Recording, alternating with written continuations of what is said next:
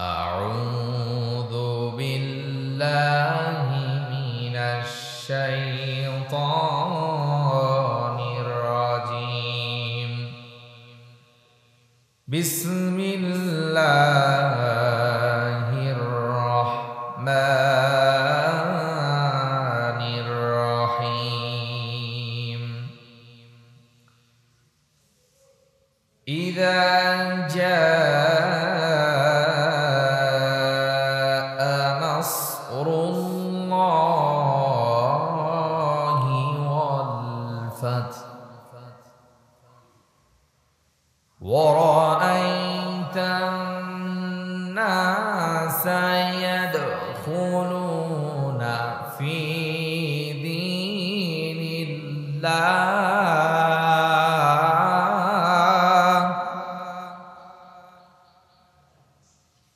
يدخلون في دين الله أفواجا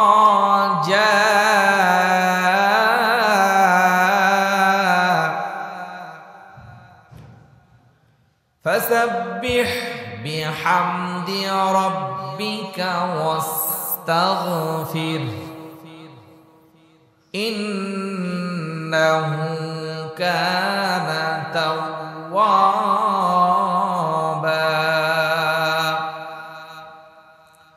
صدقت يا ربنا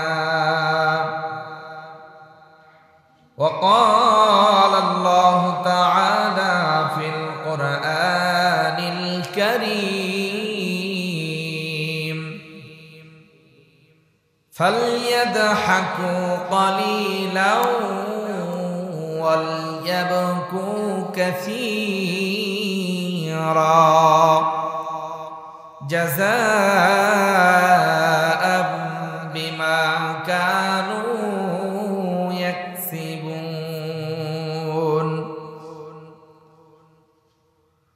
إن الله وملائكته يصلون على النبي يا أيها الذين آمنوا صلوا عليه وسلموا تسليما সবাই আমরা নামাজের দুরূদটা পড়ছি আল্লাহুম্মা সাল্লি আলা মুহাম্মাদ ওয়া আলা আলি মুহাম্মাদ কামা সাল্লাইতা আলা ইব্রাহিম ওয়া আলা আলি ইব্রাহিম ইন্নাকা হামিদুম মাজিদ اللهم بارك على محمد وعلى آل محمد كما باركت على إبراهيم وعلى آل إبراهيم إنك حميد مجيد আমাদের প্রভু একই নবীর উম্মত জীবন বিধান ওই শিবানী কোরআন ঠিক কিনা আমাদের প্রভু একই নবীর উম্মত জীবন বিধান ওই শিবানী কোরআন তবে কেন এক নয় ওহে মুসলমান এক হও করিয়া আহ্বান বাইতুল্লাহ মদিনা শরীফ উহুদ পাহাড় বদরের মাঠে বাইতুল্লাহ মদিনা শরীফ উহুদ পাহাড় বদরের মাঠে একটা তো জীবন মরণ তো একটাই একই সাথে মিলে মিশে একটাই প্রাণ তবে কেন এক নও হে মুসলমান এক হও করি আহ্বান আমার আমাদের প্রভু একই নবীর উম্মাত, জীবন বিধান এক, ওই শিবানী কোরআন। তবে কেন এক নও হে মুসলমান, এক হও করিয়া আহ্বান। সবাই বলেন মারহাবা। প্রিয় মুআজ্জাজ মুহতারাম, আমি জুমার নামাজের খুতবার শুরুতেই সেই আল্লাহ পাকের সেই মহান মনিবের দরবারে শুকরিয়া আদায় করছি। আমরা সকলেই পড়ছি আলহামদুলিল্লাহ। শতকোটি দুরূদ বর্ষিত হোক জনাবে মুহাম্মদুর রাসূলুল্লাহ সাল্লাল্লাহু আলাইহি ওয়াসাল্লামের প্রতি। আমরা আমাদের গন্তব্যস্থান থেকে অর্থাৎ স্থান থেকে গন্তব্যস্থান এই মসজিদ পর্যন্ত আসার আল্লাহ আমাদেরকে সহি সালামতের সুযোগ দিয়েছেন, এর জন্য আমরা শুকরিয়া আদায় করছি, বলছি আলহামদুলিল্লাহ। আমি সূরাতুত তাওবার ৮২ নম্বর আয়াত এবং সূরা নাসর, এই নাসর সূরাটা আমি আপনাদের সামনে তেলাওয়াত করেছি এবং সূরাতুত তাওবার ৮২ নম্বর আয়াতটি তেলাওয়াত করেছি। আমি চেষ্টা করছি ইনশাআল্লাহ নির্ধারিত সময়ের মধ্যে এই কথাগুলো রাখবার। আল্লাহ যেন আমাকে এবং সকলকে এই কথাগুলো আমল করার তৌফিক দান করেন। সবাই বলেন আমিন। আমার খুতবার শুরুতেই আমি যে জিনিসটা বলতে চাচ্ছি সেটা হলো, আল্লাহ রাব্বুল আলামিন আমাদেরকে বিজয় দিবেন। ইসলামের বিজয় এক সময় হবে, আজ অথবা কাল ইসলামের বিজয় হবে। বিজয় আসার পরে আমাদের কি করতে হবে এই বিষয়টা আমাদেরকে জানতে হবে, ঠিক কিনা বলেন?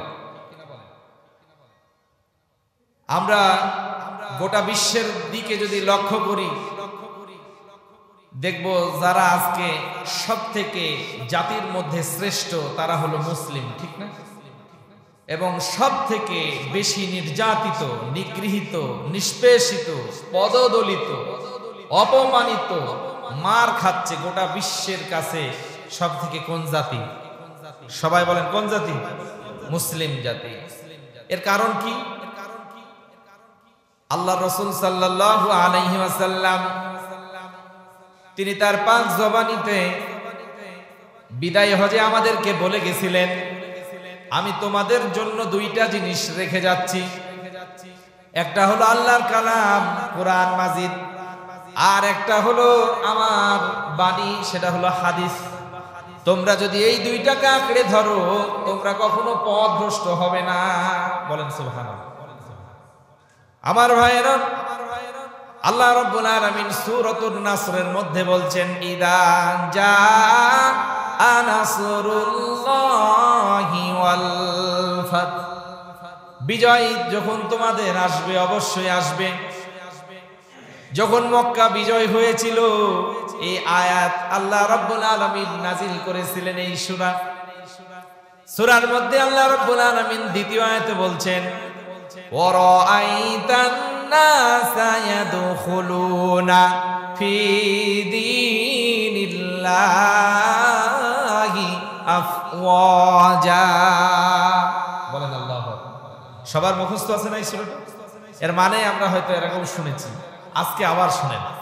আল্লাহ রাব্বুল আলামিন বলছেন, যখন ইসলাম কায়েম হয়ে যাবে, সমাজে যখন দিন প্রতিষ্ঠা হয়ে যাবে, তখন মানুষ দলে দলে ইসলামের দিকে ছুটে আসবে।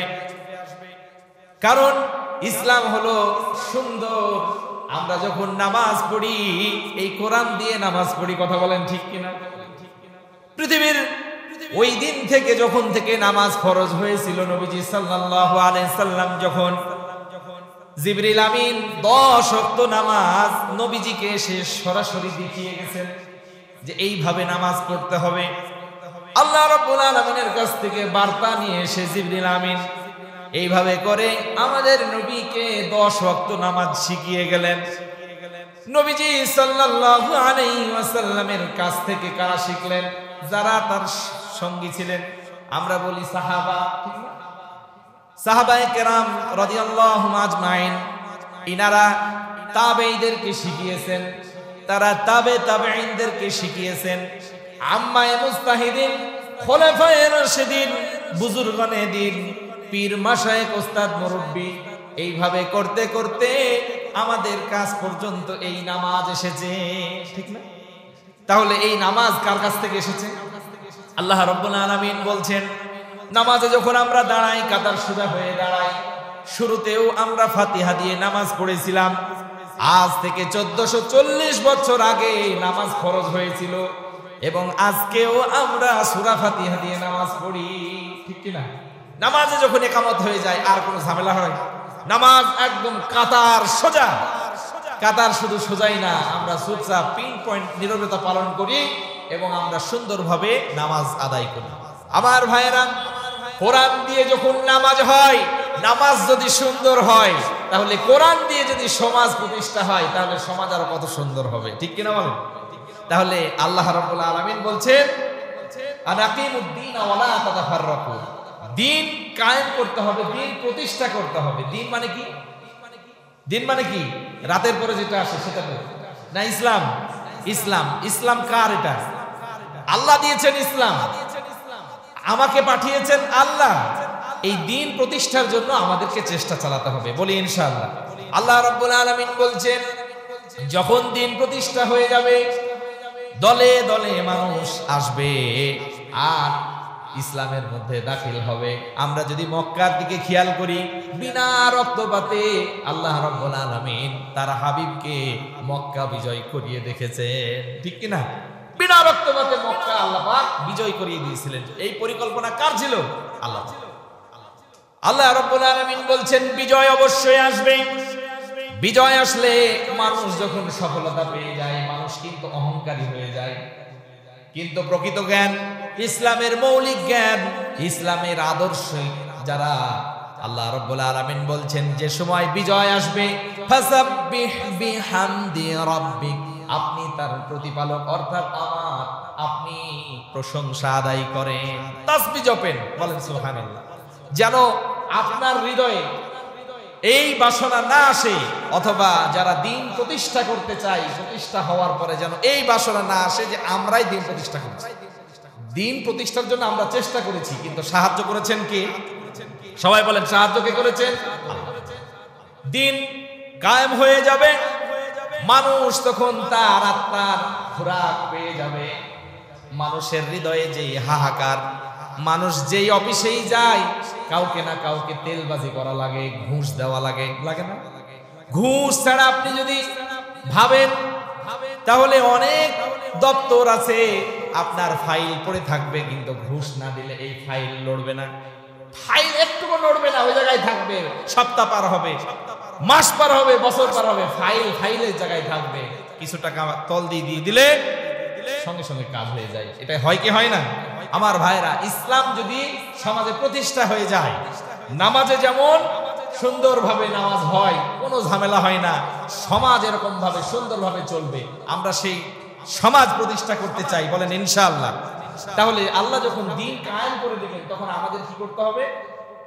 আল্লাহ রাব্বুল আলামিনের প্রশংসা আদায় করতে হবে, তাসবিহ আদায় করতে হবে। এখন থেকে কিছুদিন আগেও আমরা প্রকাশ্যে কথাগুলো বলতে পারি না, আমাদের গলাকে চিপে ধরা হয়েছিল। এখন আমরা প্রকাশ্যে ইসলামের কথাগুলো বলতে পারছি। এই বাংলাদেশে নির্যাতিত যারা, এখন তারা প্রকাশ্যে কথা বলতে পারছে, ঠিক কিনা? কথা বলেন, ঠিক কিনা? আমরা এই আপনাদের এই মসজিদে আমি কথা বলার পরেও আমাকে কথা বলতে বাধা দেওয়া হয়েছে, এবং বলাও হয়েছে যে এই দোয়াই হুজুরের শেষ দোয়া, এরপরে এই মসজিদে হয়তো আর হুজুরের আশা হবে না। কিন্তু আল্লাহ রাব্বুল আলামিন বলছেন, ফাআলুল লিমা ইউরিদ। ক্ষমতা কার হাতে? ক্ষমতা আল্লাহর হাতে। রিজিকের ফয়সালা কোথায় হয়? আসমানে। আপনার আমার মৌতের ফয়সালা কোথায় হবে? আসমানে। আপনাকে দুনিয়াতে পাঠানো হয়েছে, আমাকে দুনিয়াতে পাঠানো হয়েছে, সেখানে আল্লাহ রাব্বুল আলামিনের রেজিস্ট্রিকৃত দিয়েই আমি এই পৃথিবীতে এসেছি, আপনি এসেছেন। আবার যখন আজরাইল আমার আপনার নাম নিয়ে নেবে, তখন আমাকে আপনাকে আবার চলে যেতে হবে। প্রিয় ভাই আমার, যেই কথা বলছিলাম, আল্লাহ রাব্বুল আলামিন বলছেন, ফাসাব্বিহ বিহামদি রাব্বিকা ওয়াস্তাগফির ইন্নাহু কানা তাওয়াবা। বলেন আল্লাহু আকবার।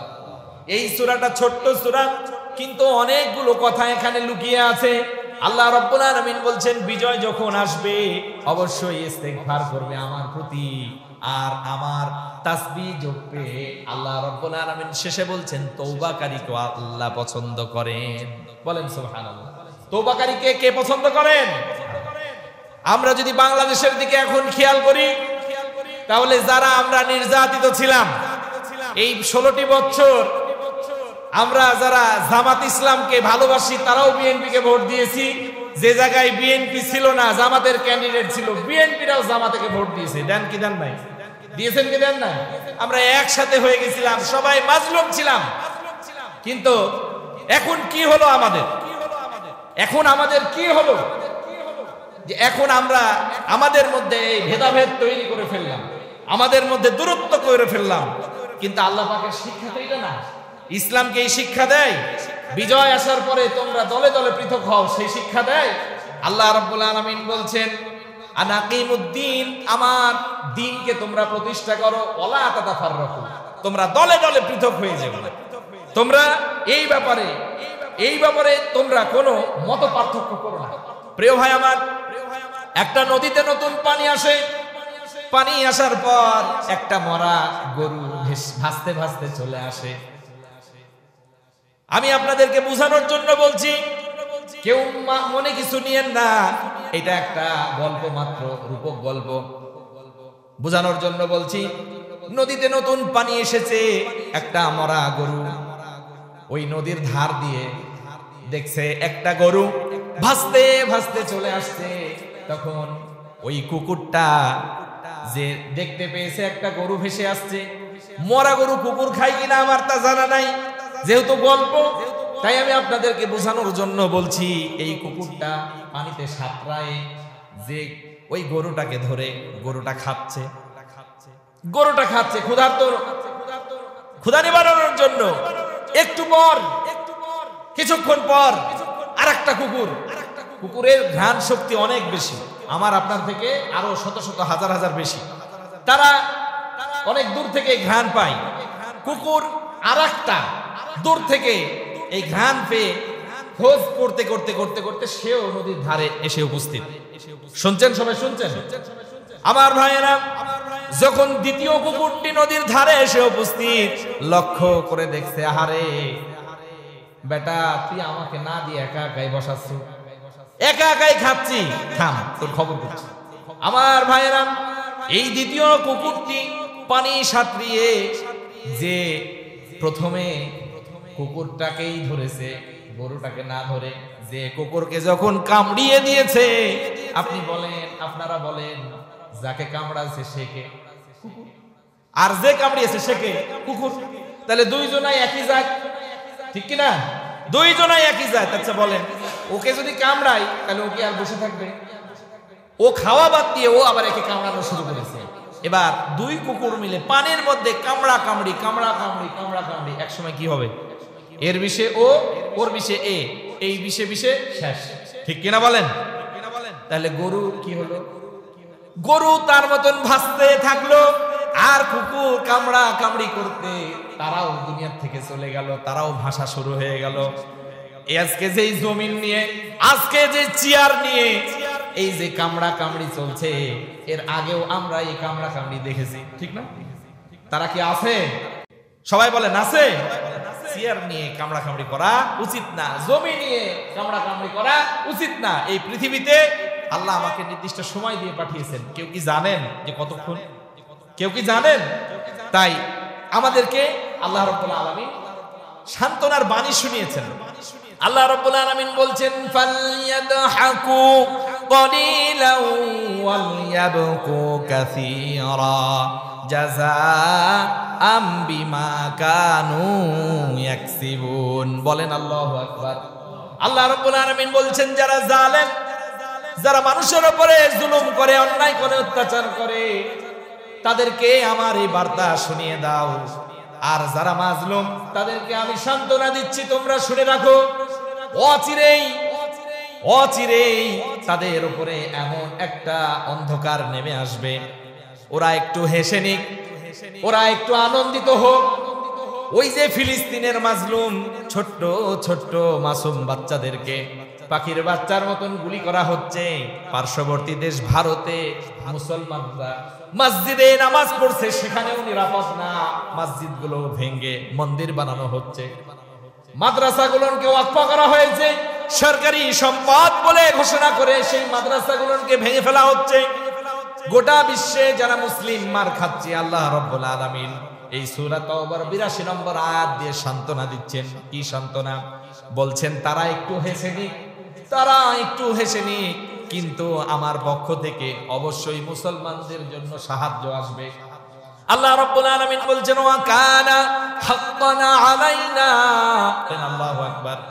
মুমিনদেরকে সাহায্য করা এটা আল্লাহ পাকের দায়িত্ব হয়ে যায়। তাই যত অত্যাচার জুলুম যত বাড়তে থাকবে, বুঝতে হবে আল্লাহর সাহায্য তত নিকটে। কথা বলেন ঠিক কিনা? যত অত্যাচার বাড়তে থাকবে, আল্লাহ রাব্বুল আলামিন সাহায্য তত নিকটে। কিন্তু এখন ঘটনা হলো আমরা মুসলমান, আমাদেরও কিছু করণীয় আছে। প্রিয় ভাই আমার, আল্লাহ রাব্বুল আলামিন বলছেন ওয়াতাসিমু বিহাবলিল্লাহ জামিআ ওয়ালা তাফাররাকু, তোমরা দলে দলে পৃথক হয়ে যাও না। যদি দলে দলে পৃথক হয়ে যায়, তাহলে অন্য কাফের মুশরিক ইহুদি নাসারা মুনাফিক এরা খুব খুশি হবে। আল্লাহ রাব্বুল আলামিন বলছেন মুসলমান তোমরা যদি দলে দলে পৃথক হয়ে যাও, তাহলে কিন্তু কাফের মুশরিক ইহুদি নাসারা অন্যান্য ধর্মাবলম্বী তারা কিন্তু বেশি খুশি হয়ে যাবে, তারা হাসতে থাকবে। যদিও বা ইসলাম একসময় বিজয় হবে, কিন্তু আরেকটা দুঃখের সাথে বলতে হয়, সেটা হলো এই মুসলমানদের মধ্যে কিছু ক্যান্সার আছে। আল্লাহ রাব্বুল আলামিন সে কথা বলেছেন। কি ক্যান্সার? আল্লাহ রাব্বুল আলামিন বলছেন মুনাফিক। এই মুনাফিক কাফেরদের থেকেও আরো নিকৃষ্ট। বলেন নাউজুবিল্লাহ। যদি মুনাফিকের কথা বলতে হয়, তাহলে সবার আগে যার নাম আসবে সে হলো আব্দুল্লাহ বিন উবাই ইবনে সুলুল। এই উবাই ইবনে সুলুল তাবুক যুদ্ধে নবম হিজরিতে তিনি অংশগ্রহণ করেন নাই। শুধু কি তাই,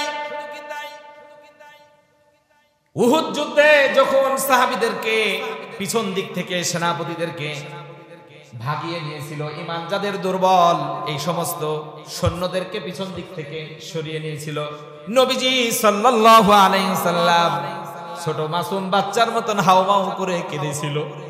কারণ তিনি জানে যদি আজকে এই অবস্থা হয়ে যায়, তাহলে আমরা যদি হেরে যাই, তাহলে হয়তো ইসলাম এখানে শেষ হয়ে যাবে।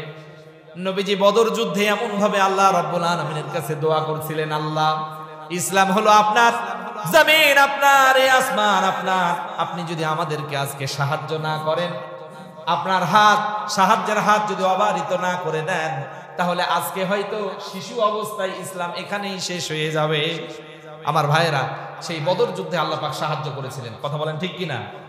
ঠিক আব্দুল্লাহ বিন উবাই ইবনে সুলুল এ তো নিজে অংশগ্রহণ করেনি, বরং পেছন দিক থেকে যাদের ঈমান দুর্বল এদেরকে পাশ কাটিয়ে বাড়িতে নিয়ে চলে আসছে। সে বলেছে লা তানফিরু ফিল হার, এই গরমের মধ্যে তোমরা এই জিহাদে যেও না। তোমার সন্তান আছে, তোমার স্ত্রী আছে, তোমার বিবি বাল বাচ্চা আছে, তোমার ব্যবসা বাণিজ্য আছে, তোমার কি দরকার? ইসলাম আল্লাহর, ইসলাম দেখুক গা আল্লাহ।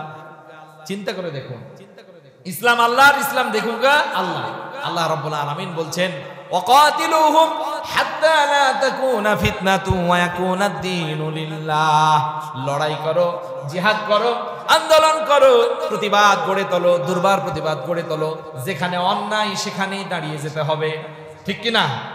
আধারে ভয় পেও না, আলো আছে আড়ালে, কালো সব কেটে যাবে তুমি উঠে দাঁড়ালে, ঠিক কিনা?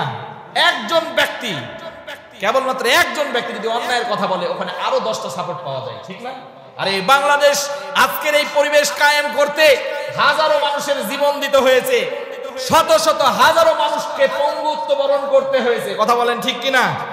আমার ভাইয়েরা, তাহলে এখনো যদি আমরা চুপ থাকি, অন্যায়ের প্রতিবাদ না করি, তাহলে এই সমাজ আর হয়তো ঠিক করা যাবে না, এই ঘুণে ধরা সমাজ হয়তো আর ঠিক করা যাবে না।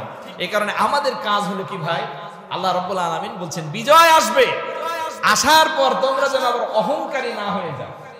আল্লাহ পাক মক্কাকে বিজয় করে মুসলমানের হাতে দিয়েছিলেন, ঠিক না?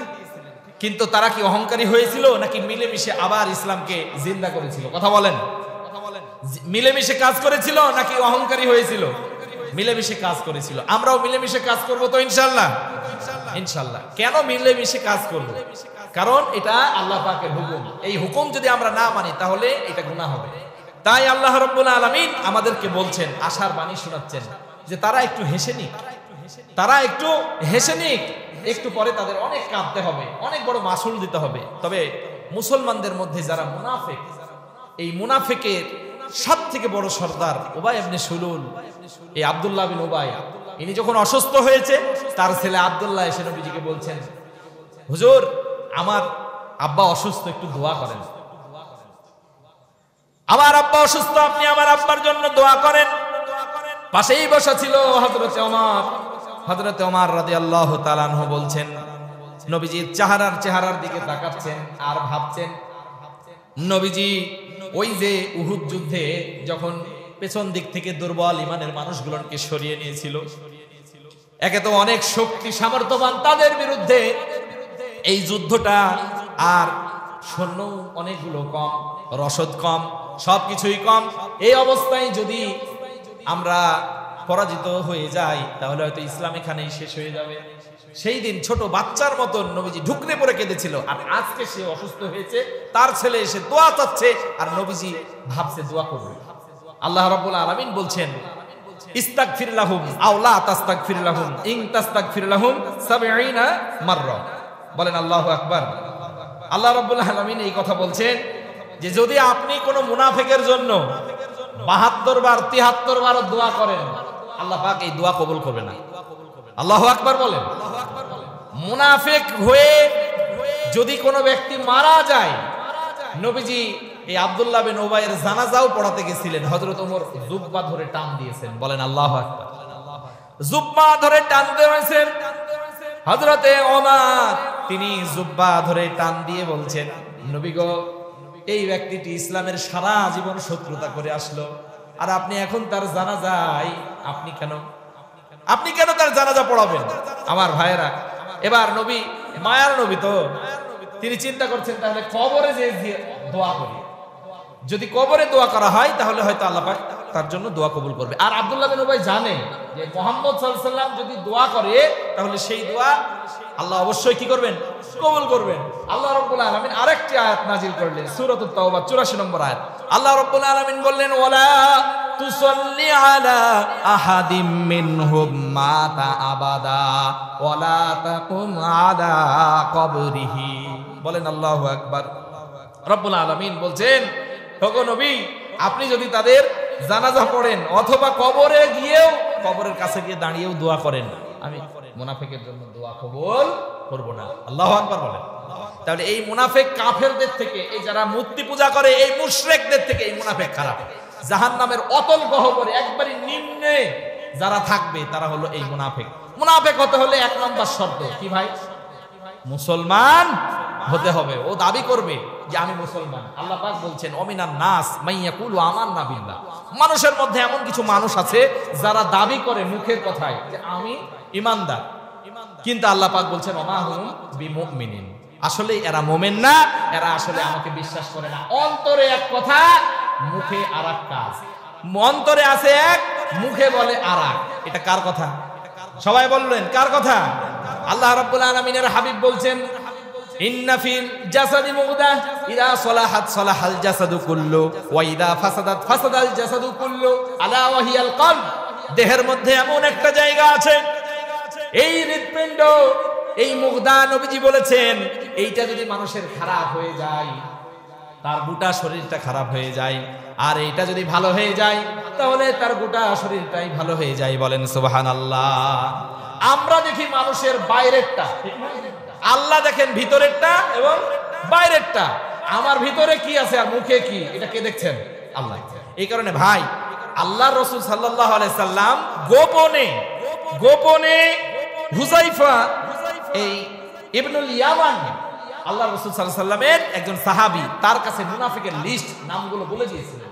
এই হুযায়ফা রাদিয়াল্লাহু তাআলা আনহু, তার কাছে ওমর ইবনুল খাত্তাব তিনি 10 জন যেই ব্যক্তি জান্নাতের সুসংবাদ প্রাপ্ত দুনিয়াতে থাকা অবস্থায়, তাদের মধ্যে ওমর ইবনে খাত্তাব রাদিয়াল্লাহু তাআলা, বলেন সুবহানাল্লাহ, যিনার শাসন আমলে এই 12 বছরে এই সুদূর 32.5 লক্ষ বর্গ মাইলের একটা দিন কায়েম করে একটা ইসলামিক রাষ্ট্র কায়েম করেছিলেন, বলুন সুবহানাল্লাহ। এই ব্যক্তিটি ভয় পাচ্ছিলেন যে না জানি মুনাফিকের খাতায় ওই লিস্টে আমার নাম আছে নাকি। তাই হুযায়ফা রাদিয়াল্লাহু তাআলার কাছে যে এটা গোপন ছিল, যখন শুনতে পেয়েছে ওমর ইবনে খাত্তাব, হযরত ওমর, তিনি যে বলছেন যে ভাই তোমার কাছে তো নবীজি মুনাফিকের নামের লিস্ট দিয়েছে, আমার নাম কি সেখানে আছে ভাই? আমার তো খুব ভয় হয়, বলেন সুবহানাল্লাহ। আমার ভাইরা, এই কারণে আসুন আমরা মুনাফিক হয়ে মরতে চাই না, মুমিন হয়ে মরতে চাই, বলি ইনশাআল্লাহ। তাহলে মুমিন হয়ে মরতে চাইলে আমাদের করণীয় কি? ইসলামকে ধরেই থাকতে হবে, ঠিক কিনা? মুনাফিকের আলামত 3টি, তার মধ্যে একটি বলছি, আগামী দিন আবারও বলবো। একটি হলো এরা নামাজে খুব অলস হবে, এরা নামাজে খুব অলস হবে, কোনো মতে 1 ওয়াক্ত আসবে 2 ওয়াক্ত আসবে। এরা ফজর আসর নামাজ, এশা ফজর নামাজ দুইটাই আছে। হাফিজু আলাস সালাওয়াতি ওয়াস সালাতিল উসতা, এই সালাতুল উসতা বলা হয়েছে দুইটা নামাজ, এশা, আবার আরেক জায়গায় হাদিসে আসছে এশা, আর কোরআনে সরাসরি উস্তার কথা বলা হয়েছে আসর এবং ফজর। এরা জামাতে অংশগ্রহণ করতে পারবে না। প্রিয় ভাই, এই দোষ যদি আমাদের মধ্যে থাকে, এই নিফাকি যদি আমাদের মধ্যে থাকে, তাহলে আল্লাহ রাসূল সাল্লাল্লাহু আলাইহি সাল্লাম আমাদেরকে দোয়া শিখিয়েছেন। আমরা কি নবীজি সাল্লাল্লাহু আলাইহি সাল্লামের সেই শিখানো দোয়া পড়বো তো ইনশাআল্লাহ? আল্লাহ রাব্বুল আলামিনের হাবিব আল্লাহুম্মা আমাদেরকে শিখিয়েছেন, সবাই বলেন আল্লাহুম্মা ইন্নী আউযু বিকা মিনান নিফাক। আবার বলেন আল্লাহুম্মা ইন্নী আউযু বিকা মিনান নিফাক। এর মানে হলো, হে আল্লাহ, আমি আশ্রয় চাই আমার হৃদয়ের মুনাফিকি থেকে, ভণ্ডামি থেকে। আল্লাহ কবুল করুন, সবাই বলেন আমিন। এর বাংলাটা বললেও হবে যে আল্লাহ আপনি আমাকে মুনাফিকি থেকে হেফাজত করেন। এই কারণে আমরা ইসলামের সবাই এক, আমাদের পৃথিবীটা একটাই, আমাদের ইসলাম একটাই। কোরআন কয়টা? নবী কয়টা? আল্লাহ কয়টা? আমি শুরুতে ইসলামী সঙ্গীত দিয়ে বলছিলাম। এই কারণেই আসুন আমরা সব ভেদাভেদ ভুলে গিয়ে আমাদের দিন শেষে পরিচয় আমরা মুসলিম, ঠিক না? একই গ্রামে একই পরিবারে 2 ভাই 2 দল করতে পারেন, কিন্তু আমরা মুসলিম। আমাদের পরিচয় কি? আমরা মুসলিম। আমাদের তামান্না থাকতে হবে যে এই সমাজে দিন প্রতিষ্ঠা হোক, এই রাষ্ট্রে আল্লাহর বিধান প্রতিষ্ঠা হোক। যদি না হয় তাহলে বাংলাদেশের জন্য, ওই যে ফিলিস্তিনের জন্য ইসরায়েল যেমন ক্যান্সার, এবং বাংলাদেশের জন্য কি ক্যান্সার বলেন? ভারত ক্যান্সার। ভারতে যেভাবে মসজিদ মাদ্রাসা ভাঙ্গা হচ্ছে, মুসল্লি এবং ইমামকে বের হওয়ার সময় পুলিশ লাঠিপেটা করছে, রক্তাক্ত করছে, তাদেরকে গুলি করে হত্যা করছে, এই বাংলাদেশ দখলের তারা পায়তারা করছে। তাদের এই মানে বর্ডারের পাশে যেই বিমানবন্দরগুলো আছে, ঘাঁটিগুলো আছে, সেগুলো তারা আরো শক্তিশালী করছে। অচিরেই ভারতের সাথে বাংলাদেশের যুদ্ধ হতে পারে। এই কারণে আমাদের সোচ্চার থাকতে হবে ঈমানের দাবিতে, বলি ইনশাআল্লাহ। আল্লাহ রাব্বুল আলামিন আমাকে সহ আপনাকে সবাইকে এই কথাগুলোর উপর আমল করার তৌফিক দান করুন।